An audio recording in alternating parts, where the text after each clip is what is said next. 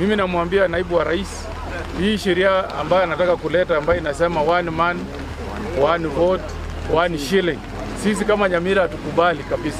Kwa sababu wakati walijaribu kuleta hiyo maneno ya one man, one shilling, one vote, kama kaunti ya Nyamira tulikuwa tunaenda kupoteza zaidi ya shilingi milioni 600. Kama anataka kupeleka mbele maneno ya one man, one shilling, one vote, tuanze kwa kuangalia kipengele 89 ya katiba yetu.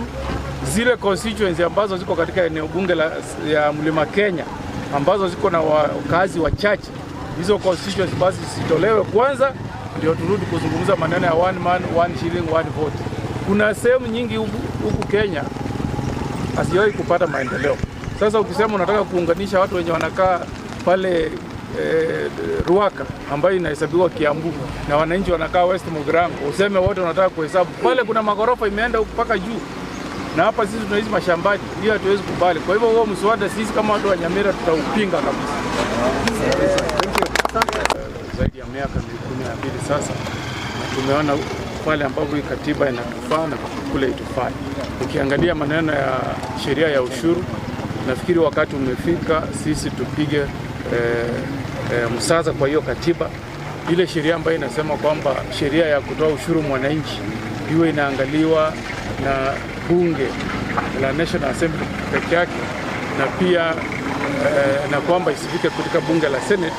Wakati umefika wa kuangalia kama tunaweza kuleta mswada, tax yoyote ikikuja ambayo inahusu wananchi ambao wanakaa katika kaunti zetu, iwe inaangaliwa na National Assembly na pia inaangaliwa na Senate, kwa sababu kipengele nambari 96 ya katiba inasema kwamba wale ambao wanastahili kutetea kaunti zetu na wale wananchi ambao wanaishi katika kaunti zetu ni sisi maseneta.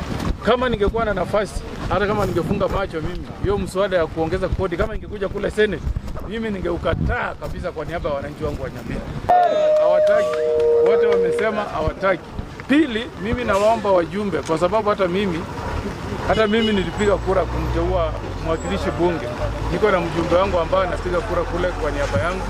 Ninaomba kwamba wakifika kule bungeni wapige kura wakiwa katika upande wa wananchi, wakae katika upande wa wananchi, watetee mwananchi.